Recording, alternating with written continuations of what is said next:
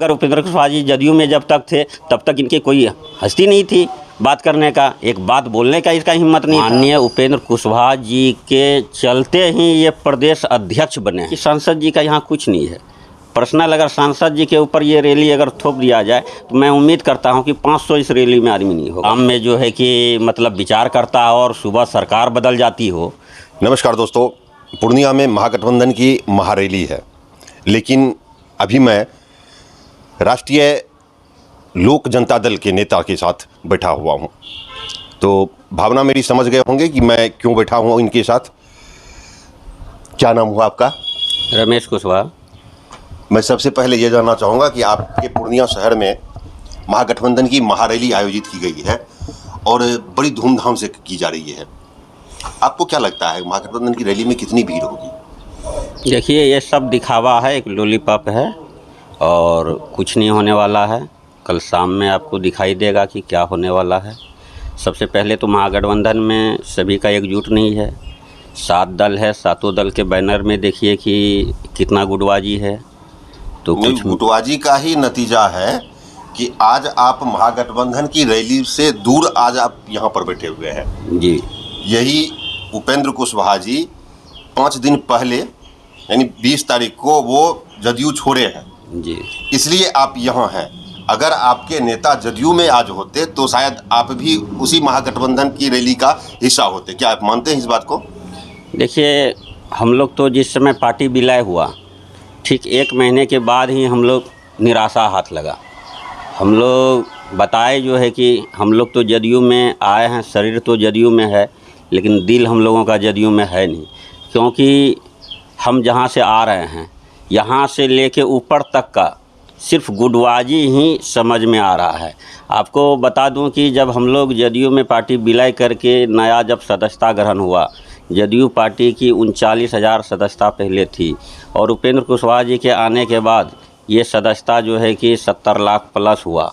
और ये लोग कहते हैं कि हम लोग कुछ नहीं किए। अगर हम लोग कुछ नहीं किए तो ये 70 लाख कैसे हो गया? ललन सिंह जी तो राष्ट्रीय अध्यक्ष ललन सिंह जी तो कह रहे हैं कि 72,000 जो भी सदस्यता हुई है वो मेरा मेहनत है। तो भाई इससे पहले आप लोग कहाँ थे, क्या कर रहे थे? इससे पहले आप लोग क्या कर रहे थे? इससे पहले 39 लाख से ज़्यादा क्यों नहीं हुआ? अच्छा, वहाँ की गुटबाजी का असर यहाँ दिख रहा है पूर्णिया में? पहले से दिखाई दे रहा है।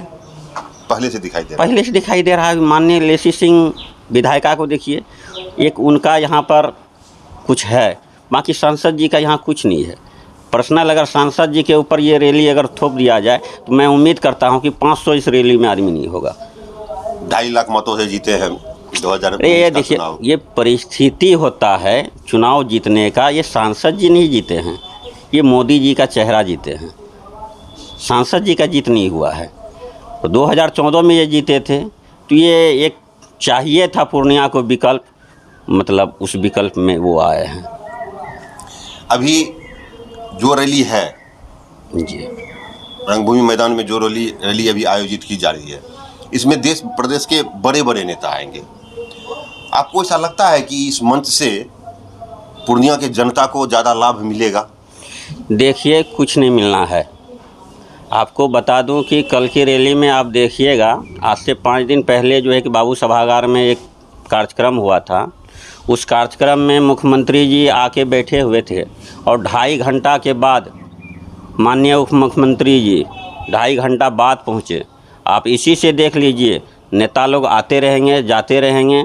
उसी तरह का कार्यक्रम कल यहाँ भी होगा और यहाँ की जनता को कुछ नहीं मिलने वाला है।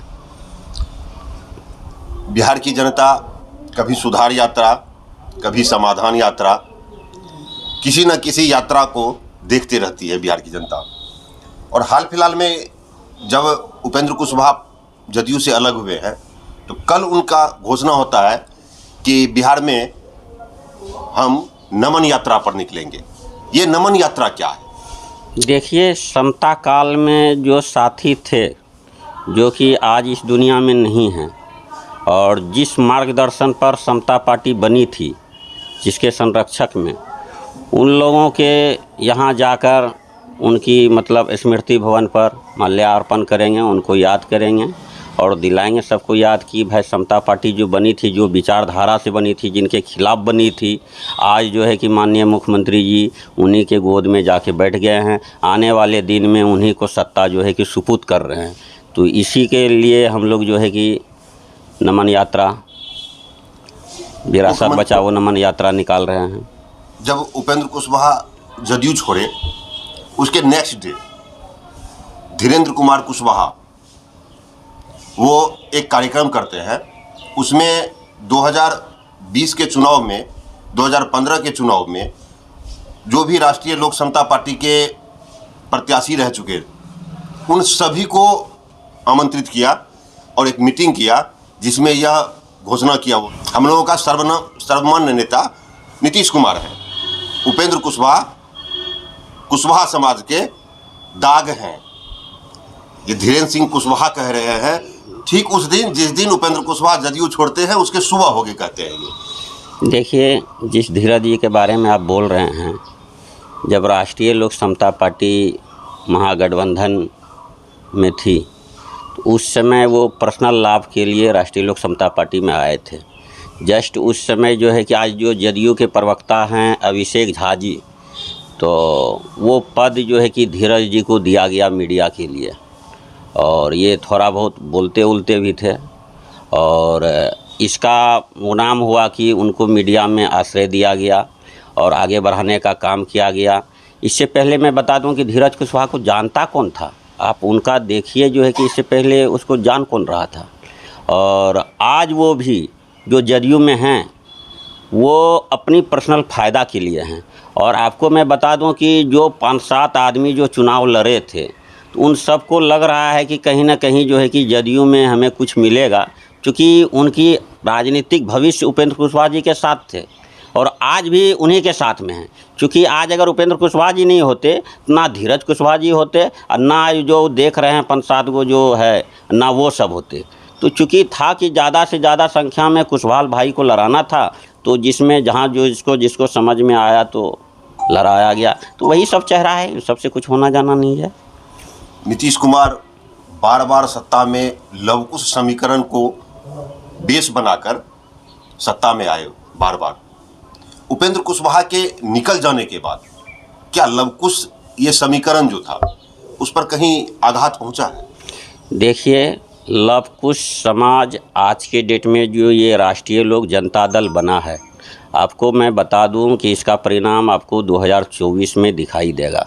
और 2024 में जदयू आपको कहीं नहीं दिखाई देगा। जदयू का मर्ज जो है कि आरजेडी में होली के बाद हो जाना है।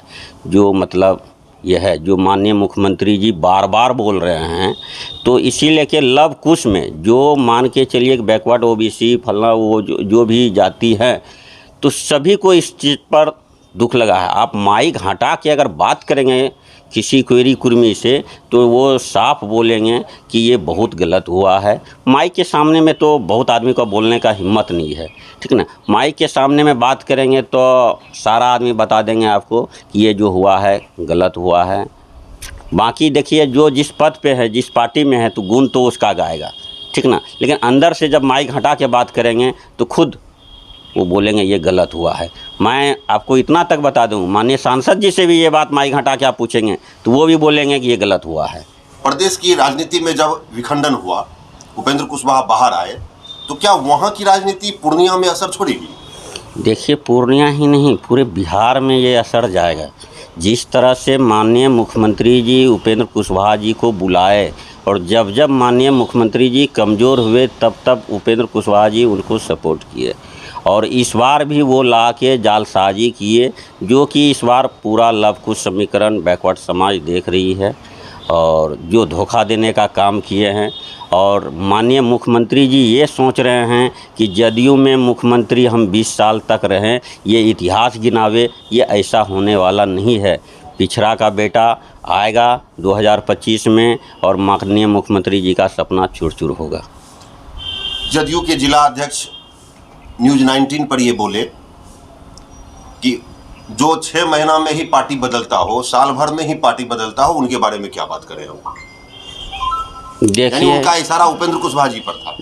देखिए, जो ऐसा बोलते हैं, सबसे पहले तो मैं आपको बता दूं, माननीय मुख्यमंत्री जी और माननीय उपेंद्र कुशवाहा जी, उपेंद्र कुशवाहा जी बार बार बोलते हैं हम दोनों भाई का डीएनए एक है। तो बड़ा भाई जब बार बार बदलता हो, सुबह मतलब शाम में जो है कि मतलब विचार करता हो और सुबह सरकार बदल जाती हो, तो फिर जब उनके नेता ही ऐसा करता हो तो उनको खुद जो है कि माननीय उपेंद्र कुशवाहा जी पर ऐसा नहीं बोलना चाहिए।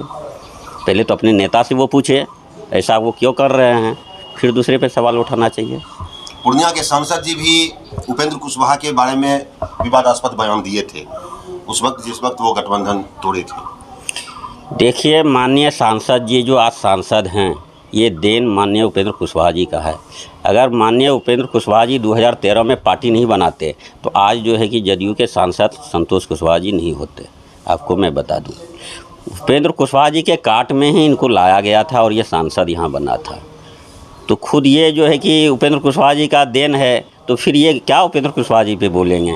आज अगर उपेंद्र कुशवाहा जी जदयू में जब तक थे तब तक इनकी कोई हस्ती नहीं थी बात करने का, एक बात बोलने का इसका हिम्मत नहीं था। आज वो हट गए हैं तो सोच रहे हैं थोड़ा बहुत बोलेंगे तो मेरा टीआरपी बढ़ेगा। तो टीआरपी बढ़ा लो भाई, ऐसे सब गिनती माननीय उपेंद्र कुशवाहा जी ऐसे सब आदमी को गिनती में नहीं लेता है। चलिए, ये थे रमेश कुशवाहा जी और ये राष्ट्रीय लोक जनता दल जो उपेंद्र कुशवाहा की नई पार्टी बनी है उस पार्टी के नेता है। हालांकि अभी संगठन का विस्तार नहीं हुआ है, इन्हें कोई जिम्मेवारी ऐसी नहीं मिली है, लेकिन जो हाल फिलहाल में जो उन्होंने घोषणा किया है कि नमन यात्रा पर निकलना है पूरे बिहार में, तो इन्हें भी कुछ न कुछ जिम्मेवारी दी गई है। क्या मैं जान सकता हूं आपको क्या जिम्मेवारी दी गई है नमन यात्रा को लेकर? देखिए, नमन यात्रा के तहत, विरासत बचाओ नमन यात्रा के तहत माननीय नेता अररिया 3 मार्च को आएंगे, संध्या लगभग 5 बजे के आसपास में। उसके बाद उनका कार्यक्रम आगे का है और पूर्णिया स्ट्रिप में उनका कार्यक्रम नहीं है। तो हम लोग सभी साथी अररिया में मतलब उनके स्वागत के लिए रहेंगे। तो 3 मार्च को अररिया आएंगे, वो पूर्णिया नहीं आएंगे। लेकिन पूर्णिया कौन आएंगे? तो पूर्णिया 25 फरवरी को देश प्रदेश के बड़े बड़े नेता महागठबंधन के वो पूर्णिया में आएंगे और पूर्णिया से 2024 में लोकसभा चुनाव का हुंकार भरेंगे। इस रंगभूमि मैदान में हुंकार भरेंगे और उसमें किसानों के लिए क्या मिलेगा, युवाओं को क्या मिलेगा और आम आदमी को क्या मिलेगा, क्या लाभ होगा, ये कल के कार्यक्रम समापन के बाद ही पता चलेगा, जब सभी नेता अपना वक्तव्य देकर वापस अपने गंतव्य पर चले जाएंगे, तब ये पता चलेगा। मैं मुकेश सिंह अब आपसे इजाज़त चाहता हूं इस वादे के साथ कि अगले वीडियो में फिर किसी मुद्दे के साथ आपके साथ हाजिर होऊंगा। तब तक के लिए नमस्कार।